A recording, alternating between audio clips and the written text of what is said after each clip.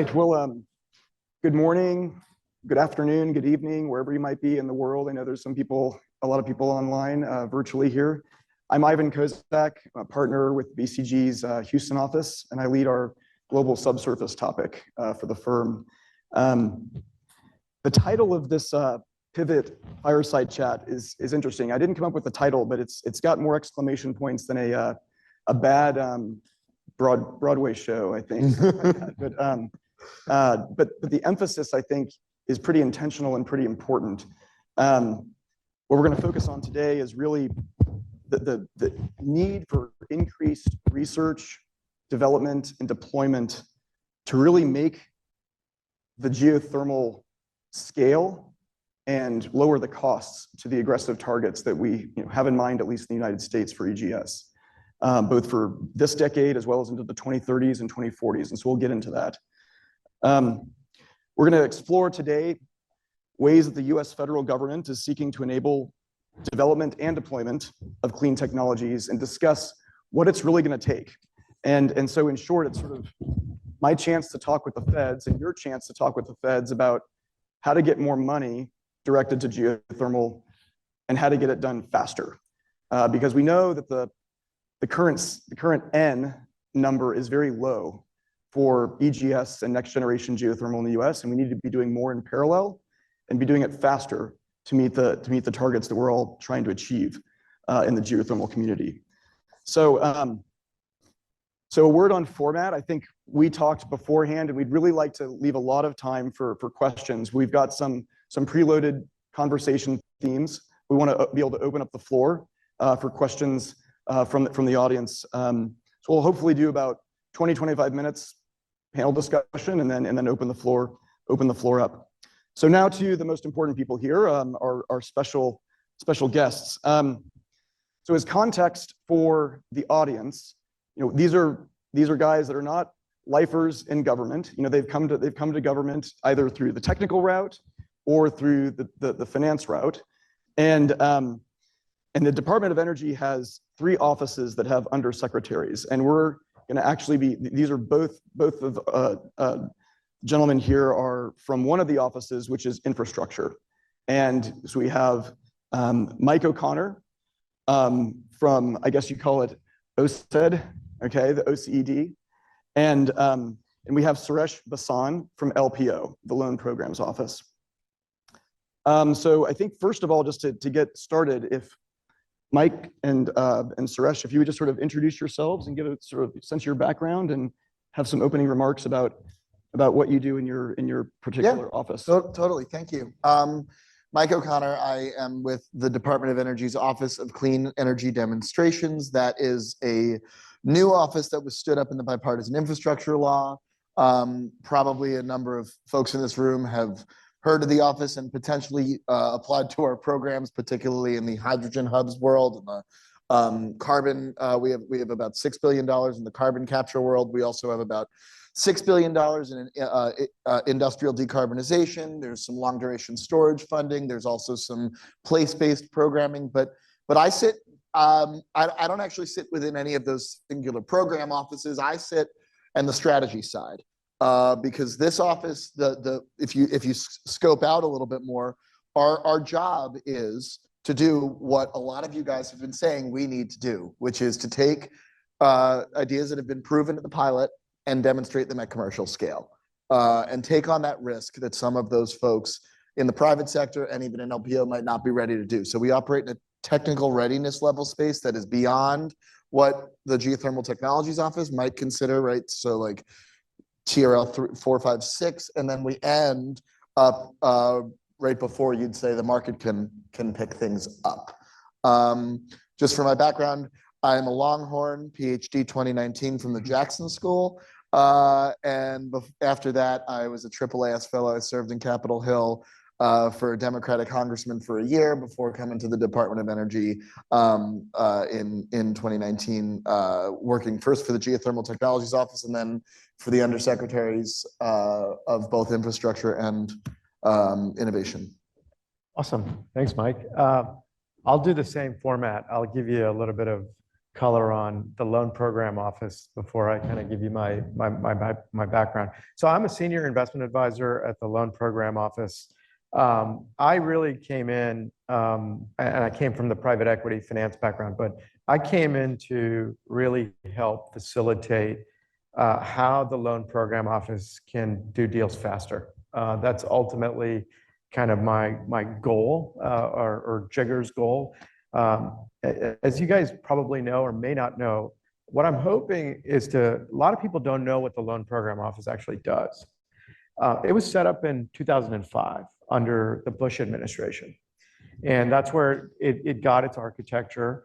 And then through the Obama administration, there was a lot of funding in solar as well as wind, and then some electric vehicles. Like if you read Elon Musk's Isaacson's book, they talk about how Tesla got a loan, and they really created a market. But obviously that happened for solar and wind. And after the Obama administration, we had the Trump administration. We did a couple of deals, a lot of portfolio management. We were probably at that time probably $20 billion of loan exposure in our portfolio across a bunch of assets. As we started with the Biden administration, significant amount of capital was actually appropriated towards the loan program office. In a nutshell, we have about $400 billion that's afforded to us through various programs. The largest bucket is something called 1706, which is really taking a lot of brownfield stuff and making it green. It's about $250 billion. And then we've got the advanced manufacturing for vehicles. That's another bucket where we've been supporting a lot of battery technologies, efficient harnesses, microchips, things like that to stimulate lower costs for electric vehicle market. And then we've got the traditional 1703, which is kind of the innovative, people bring in different new ways to find carbon reducing ways to make energy. I want to preface the loan program offices, really our thesis and mission is really to provide the liftoff, right? Liftoff for commercialization. We pick it up where OSED stops, and we take on the scale associated with a project. So a pilot may have been demonstrated, but we would take that and say, you know what, they're going to make it 2 to 3 times. Can the LPO support that? Absolutely. We will go through it from a technical lens. We'll apply the finance layer associated with it.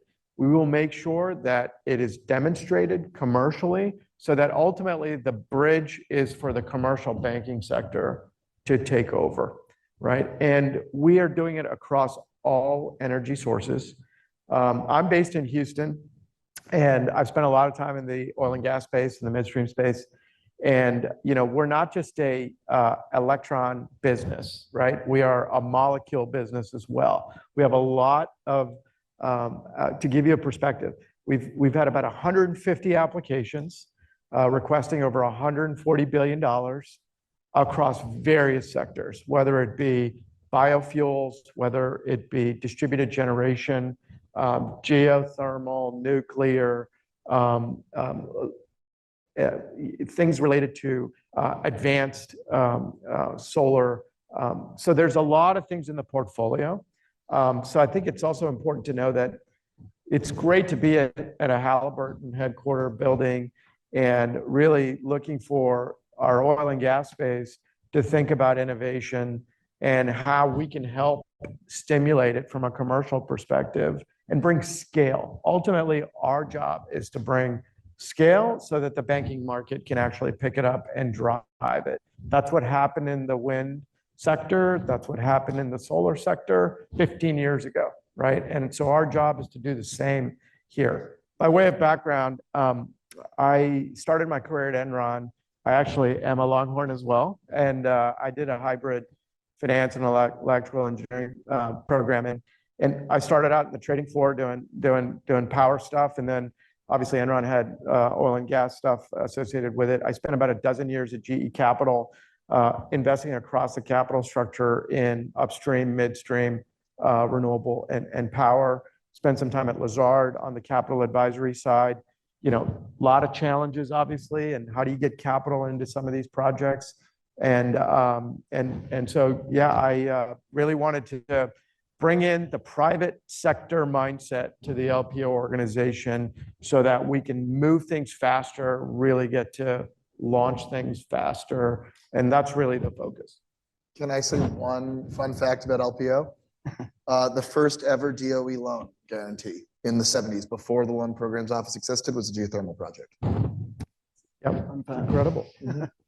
Thanks, those great introductions. Thank you very much. So let's dig into a little bit here. I think just summarizing what I've heard from you, it's basically we've got kind of almost the full value chain here in terms of the early stage risk, a lot more on the resource and technical side, and the later stage risk that still is handling technical maturity, but also the commercial model and the risk to say how can you kind of get to full commercial bankability, with the technology. But let's dig into the term deployment and how each of your offices or program, how you think about deployment and the types of risks you're trying to handle, especially if you're thinking about it through the lens of next gen geothermal.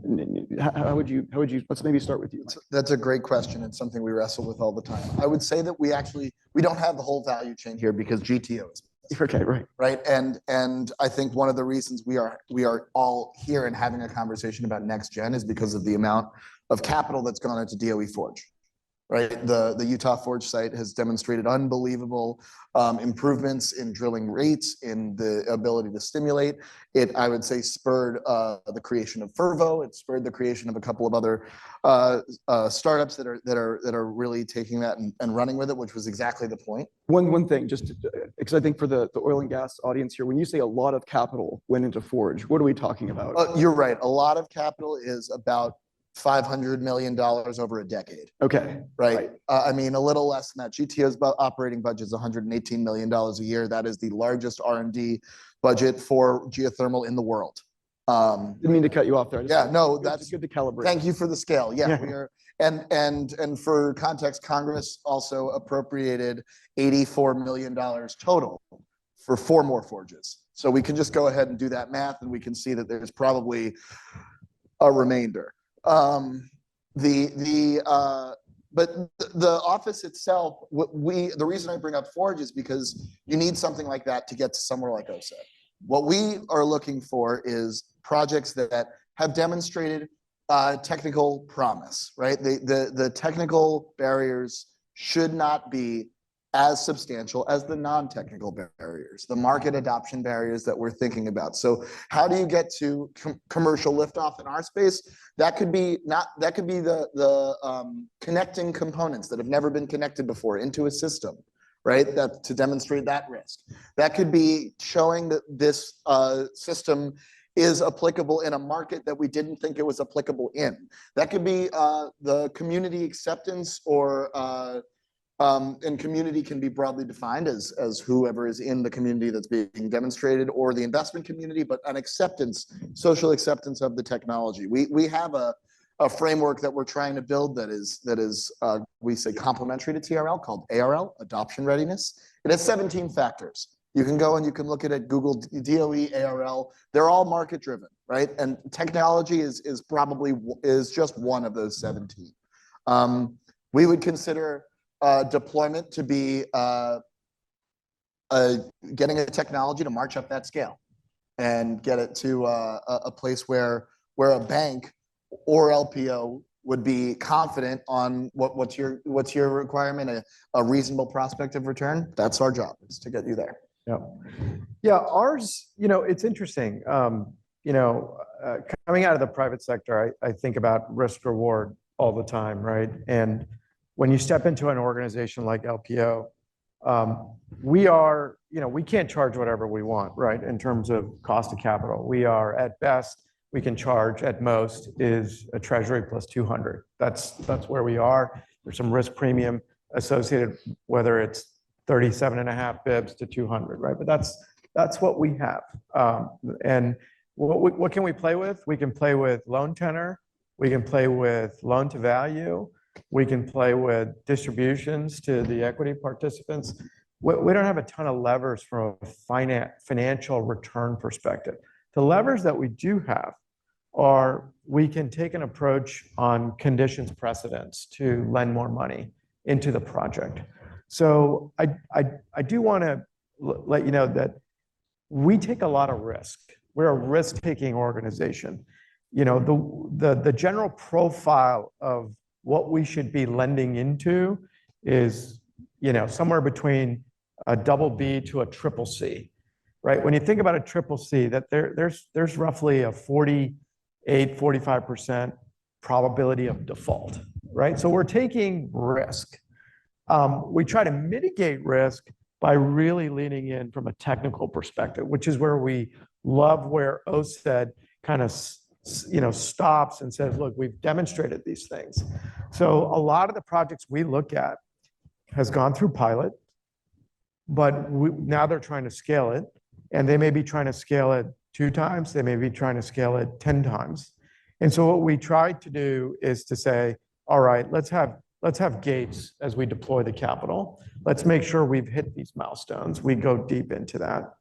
And so our goal is to, 1, you know, try to get the scale up, and then 2, try to make sure that they're replicable, so that we can try to have a sector that can really enjoy material advances in more serial numbers, which hopefully means lower cost, which hopefully means that you are able to get to a more commercial acceptance. Because when you go to the banking market, as you guys know, everybody wants to look at proven projects, number of hours, serial number, blah, blah, blah, et cetera, right? You can never really do anything that's not even evolutionary stuff like bigger GE turbine blades.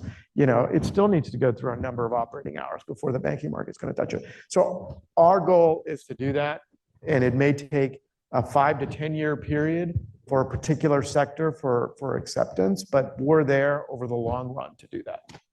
Great. No, very good, thorough explanations about deployment. And I think continuing on this thread of deployment, if we consider what success looks like for deployment, I think that one of the objectives that's been made known in the press and the community is late last year in Houston, Secretary Granholm announced the Earthshot for geothermal, and basically set the target of, by 2035, reducing the cost of EGS by 90%.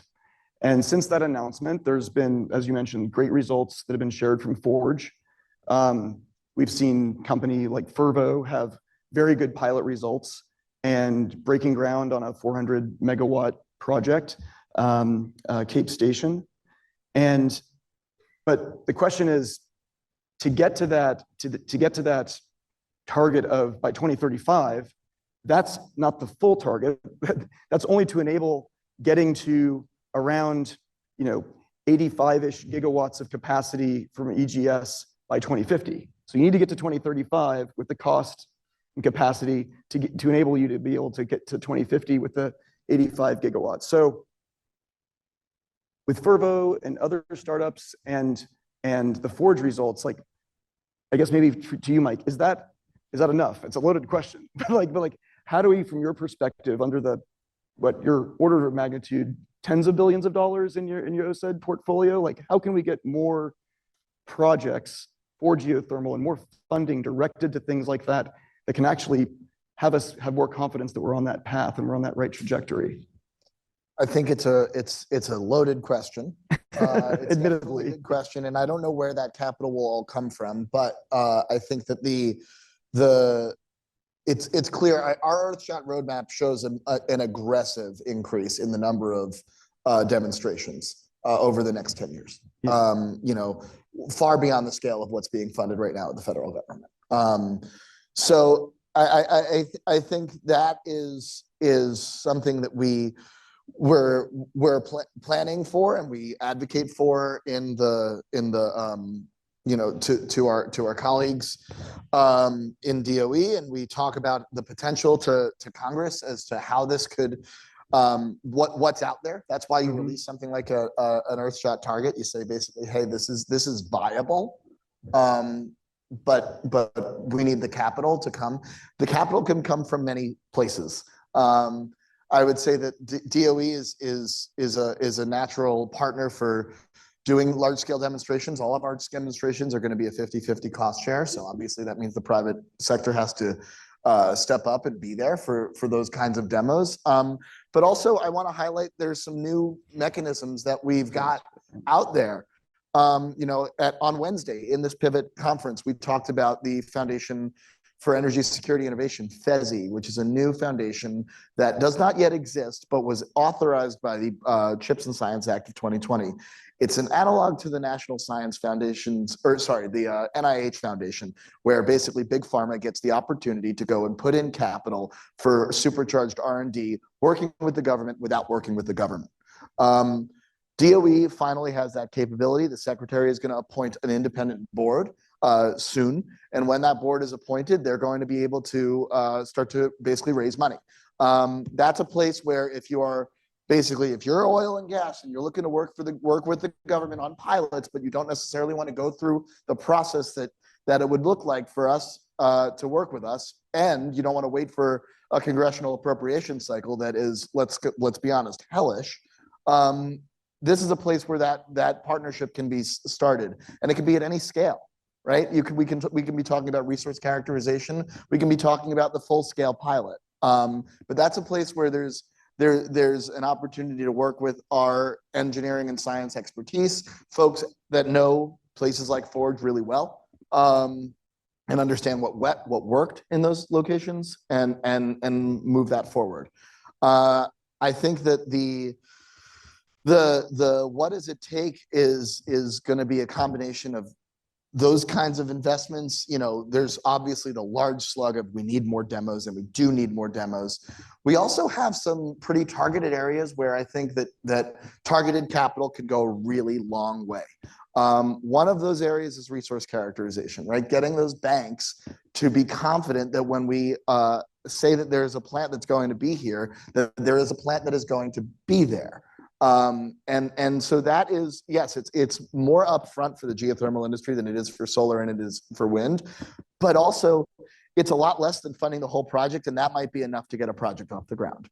So direct funding to resource characterization, I think, is a place where you can sort of use a more targeted needle. And if the demo dollars aren't there to do the whole scale, whole hog project, that's a great place to start. Yeah, I mean, look, I think of OSET as the incubator for kind of what we do, right? So we are looking at a couple of, we have a handful of applications for geothermal. It's not enough. We need to see more. And that's probably as a result of you need to feed the pipe a little bit more for some more maturation of the deal pipeline. But I'll tell you, from our perspective, the underwriting it's resource risk, right? And we've got some that's traditional, we've got some that's the advanced. And look, I think we could get our head around the resource risk if it's been obviously demonstrated from a pilot perspective, but two, we really need some. I kind of go back to the midstream space, like when we used to go do acreage dedication deals or anything where you knew you had to believe there's a high probability of molecules that are going to flow through either a pipe or to get to a processing facility. We took that risk in the midstream space. How did we take that risk? We looked at a lot of reserve reports. We looked at a lot of geology analysis. So I think that's something that's applicable here. What we're trying to look at in some of the deals we have is, can we take a probabilistic view that, if you drill 5 holes and we look at the sources and uses of that, and we know there's a high degree of confidence that we're going to get resource out of those 5 holes, right? That's really what it takes to underwrite these things. I think we're prepared to lean in to do something like that, but we do need the applicants to come into us with that frame of mind, really have the data pulled together from a resource perspective and try to approach it from how the oil and gas space had done it over the last, say, 15 years. I'm hoping what happens is a lot of the Halliburtons of the world and other folks that have significant expertise in drilling as well as looking at geology, that's where we go with geothermal as well as paths that we've traveled before in oil and gas, and hopefully articulate to an organization like us, we're willing to lean in and take the risk of the probability, but really try to articulate resource risk to us. Because I think, we think we can get that. We do have the ability to take some subsidization that a bank just won't do. And I think that's how we start to lift off. Mm-hmm. Great. No. And if there's something that the oil and gas community spends a lot of time and technology on, it's understanding resource risk and subsurface risk. So selfishly, I'd love to keep going on some of these threads that I like to pull on, but we've been having such a great time here. I think we're going to open the floor up for questions, the Q&A. So got one eager hand in the middle there. Hi, Brian Regley from the Commonwealth of Pennsylvania. I want to ask you guys, how did the Inflation Reduction Act tax credits play into all of this?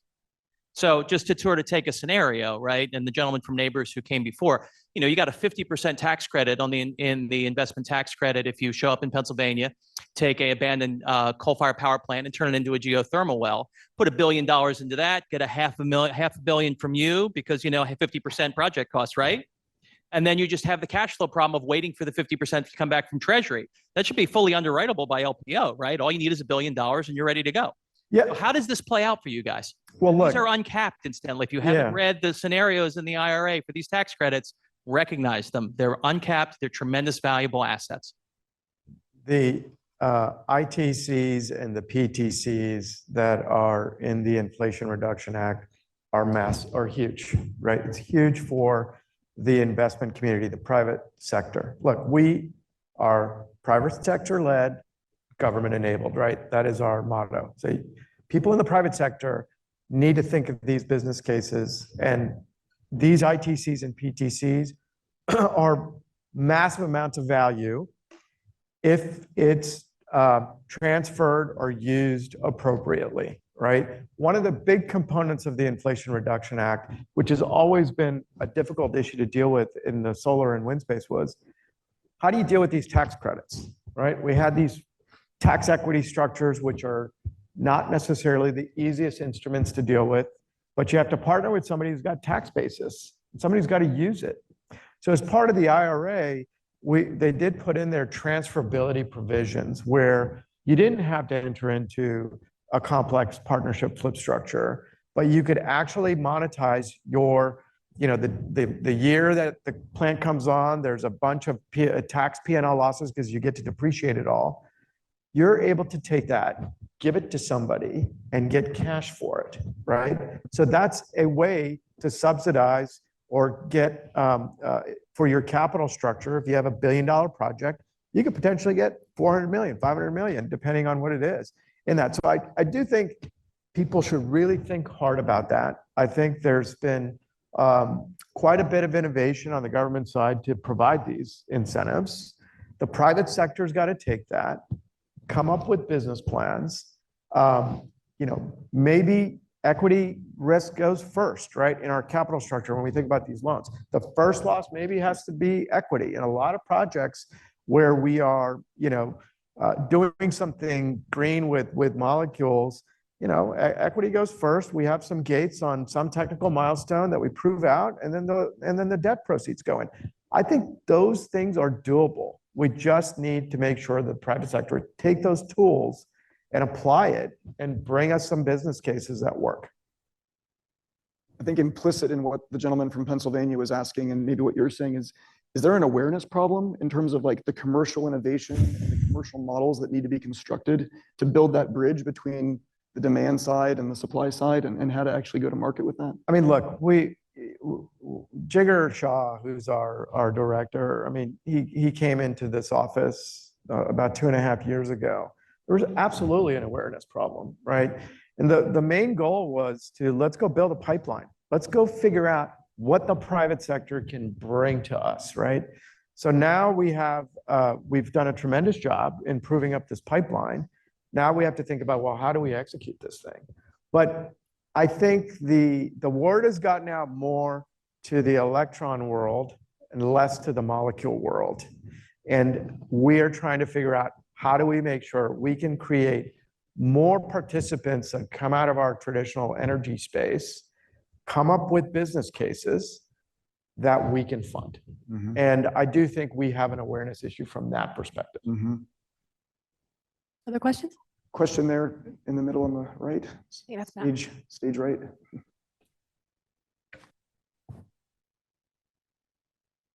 Thank you. This is Matt Fodor from Weatherford. We talked a lot about the technical risks and the complexity of these projects and all the downside and how you guys managed through that. But I think some of the advantages that we haven't talked about with geothermal are twofold. One, go back to, again, energy security. This resource is available beneath our feet and it's here, and there's very little supply interruption risk. That's point one. Point two is, let's just look at oil price over the last 10 days. It's moved 15%. Okay. This is stable price of power for 30 years. Yes, there's a big capital risk component up front, but how do you guys look at the volatility side of the equation that should contribute to economics in a 30-year PPA? Kind of how do you build in those premiums, I guess, whether it's supply chain risk or other types of risks? Do you want to go first or you want me to go? Well, I think that those are in our office arguments for the demonstration, right? Those would be arguments for putting a portfolio together in this space. OSID's not looking to make money, right? We're not looking at our bottom line. We're looking to make sure that other people believe that something can make money here. Our hydrogen hubs are probably not going to be profitable in the beginning, right? Like that's a demonstration of a new capacity completely that we hope people come to LPO with loans to produce more hydrogen hubs once they see the success of the first one. So I think to your point, those are all, in my mind, the very strong arguments for why geothermal deserves a front and center place in a demonstration portfolio, but it's not really a huge factor when we're considering do we or do we not fund a project. Yeah, I would say that's probably true for us as well. But I think the overarching point, which you make a very good point, is we need more base load. We need more base load. The intermittency we have with the amount of wind and solar we have in the system, it's great. It's great resource, but you've made peaks higher when you actually look at the load profiles these days, right? So we need more baseload power. We think geothermal could add substantial value to that in addition to gas-fired engines, in addition to nuclear. So really, we think it's a added benefit. We have a theme, or one of the liftoff reports that we did is on virtual power plants, which is the idea that because there's intermittency, there are also a lot of untapped capacity in the supply stack. So one of the benefits that's occurred as a result of solar and soon-to-be storage is people are going to have a lot of storage and solar combined. And it's very possible that you're going to have additional capacity like this available. So as some of these peaks kind of transpire on our day-to-day basis, whether it's weather volatility or whether it's some plants going down, or it really allows for us to bid in these plants. Base load adds a nice layer of certainty, energy security. Computing is going up significantly. If you look at power demand, it's going to do that. So I think it's a good point. I think it's one of these base load powers that we actually need in the system. But we didn't even have time to get into the other hybrid models that geothermal can enable, which is the actual long duration energy storage that Sage just came out just very recently, like last month, saying that they could compete with lithium batteries and for much longer. We're talking about either short or long duration energy storage. and other. So building that into the business models and the business cases are actually very powerful. And I think it's that commercial innovation and finding the market for this source of this resource that can be untapped. So thank you. That's great. We only have a couple more minutes. Maybe one question here. We can continue the conversation during the breaks. Yes, sir. Neil Ambassador from Chevron. So when you look at the overall society and what the society demands in terms of electrification of all kinds of things, solution will actually be all of the above, right? So nuclear, geothermal, solar, wind, whatever. Look ahead for me, say 30 years from now, what do you think the contribution of geothermal will be when all the solutions are actually going to be implemented? That's a good one to end on. Sort of your over under here. That's a good one. We have a lot of models chugging away at that. But when we put in some, so this is what Earthshot is a modeling exercise of, hey, can we envision a future where if we go all in aggressive on this particular technology, and there's a number of Earthshots. So in the geothermal one, if we imagine a future where we go all in on this thing, what do we see? And we see it competing for somewhere around 90 gigawatts in 30 years. So that's like what, 5 to 10% of the grid, or 5-ish% of the grid. But I also think that we even in that moonshot or earthshot assessment undersold ourselves, because it doesn't take into account a lot of the grid services that geothermal provides. The model just can't handle it. We have a report coming out actually in a couple of weeks on actually geothermal heating and cooling, showing the impact that putting high efficiency heating and cooling is on the grid in terms of reduced cost of transmission, in terms of reduced cost of necessary added generation and storage, and the numbers are eye-popping. I mean, it's those kinds of other grid services. And then there's a paper that Princeton put out that shows with Fervo that shows that if you can use EGS with energy storage, you can get that number reasonably up to 120, 130 gigawatts, which is 50% more than our Earthshot. Also, our Earthshot doesn't take a look at the really promising world of AGS like it should. So there's a lot of reasons why I think that actually that ceiling is a floor, but that's just my personal opinion. I want to add a quick comment, Ivan, really quick, and I can feel the vibe in the room on this one, so I want to mention it. The report that Barry mentioned in the opening this morning, The Future of Geothermal in Texas, really overshoots Department of Energy estimates by a lot. So we're talking about a conservative estimate of 25% of world energy demand, and then a really aggressive estimate of over 75% by 2050. And that report was built with 130 oil and gas collaborators, right? And so the view in this room may be way bigger in terms of scale because the oil and gas industry is huge and the potential scale is huge, right? So just to wrap around into this room, because there are many collaborators on that report in this room, there's a huge difference in terms of the view on scale between the government and probably some of the entities in this room. So just wanted to kind of round that out a little bit. I love it. That's awesome. You don't know the fights we had to go through to get to 90. Well, I think that just based on the energy in the room here, I can tell there's going to be a lot of great sidebar discussions after this is over. So welcome those chats. But Suresh, Mike, thank you very much for the conversation, and thanks everybody for your engagement and questions. Thank you for having us.